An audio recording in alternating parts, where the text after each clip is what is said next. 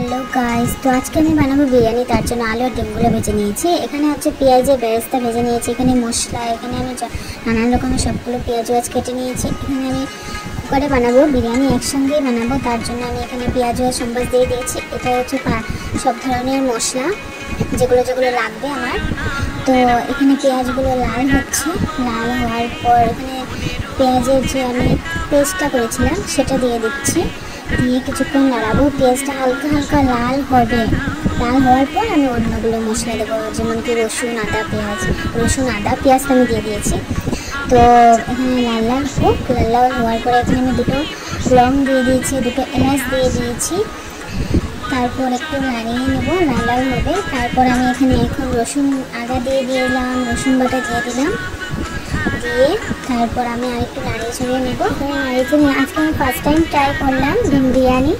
তাই খেতে হয়েছিল ভালো, কিন্তু এতটাও নয় যে রেস্টুরেন্টের মতো হয়নি। তো এখানে আমি মরিচগুলো কেটে নিয়েছি। মরিচগুলো তো বাটতে পারি না, তাই এগুলোকে ছেঁচে আমি দিয়ে দিই। দেওয়ার পর একটু নাড়িয়ে ছড়িয়ে নেবো যাতে কাঁচামরিচের গন্ধটা যাতে চলে যায়। তো এখন দিয়ে দিচ্ছি লবণ। তারপরে আমি নাড়িয়ে চড়িয়ে নেবো। আর আজকে যা গরম পড়েছে সেটা আর বলার মতো নয়। তো এখানে আমার ফেস দেখতে পাচ্ছ, আমি তো পুরো ক্লান্ত হয়ে গেছি এটা বানাতে বানাতে। তো আর কি করা যায়, খেতে হলে কষ্ট করতেই হবে।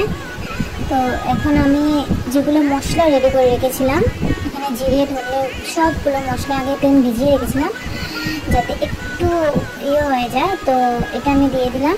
দেওয়ার পর আমার অনেকক্ষণ নাড়াতে হবে, না হলে নিচে লেগে যাবে। তো মশলাগুলোকে সাতলানো হয়ে যাওয়ার পর আমি এখানে আলু দিয়ে দিচ্ছি। আলুর সাথে ডিমও দিয়ে দেবো। শুধু আলু নয়, ডিমও দিয়ে দেবো, যাতে ডিমটাতেও মশলাগুলো লাগে। তো একটা ডিম রেখে দিয়েছি, আমার ছোটো বোন আছে, ওকে দিতে হবে। ও তো আর এগুলো দিয়ে খাবে না, এত ঝাল মশলা দিয়ে খাবে না, তো ওর জন্য রেখে দিয়েছি। এখন আমি একটু জল দিয়ে দিলাম, যে মশলা যে গুলেছিলাম বাটি থেকে একটু জল দিয়ে দিয়েছি। তো এখানে ডিমগুলো মশলার সাথে একটু সাঁতলিয়ে নিচ্ছি, যেহেতু আগে আমি ভেজে রেখেছিলাম। এখানে চালগুলো আমি ভিজিয়ে রেখেছিলাম, তো চালগুলো এটার মধ্যে দিয়ে দিচ্ছি।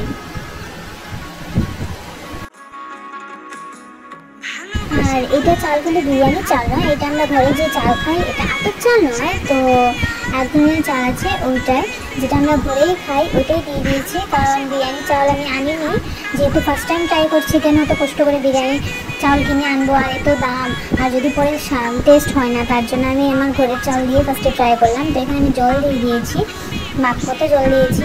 এখানে পেঁয়াজের বেরেস্তাগুলো সবগুলো দিয়ে দিলাম। একটু হলুদের গুঁড়া দিয়ে নেবো, একটু বিরিয়ানি মশলা দিয়ে দিলাম, আর একটু হলুদের গুঁড়া দেবো।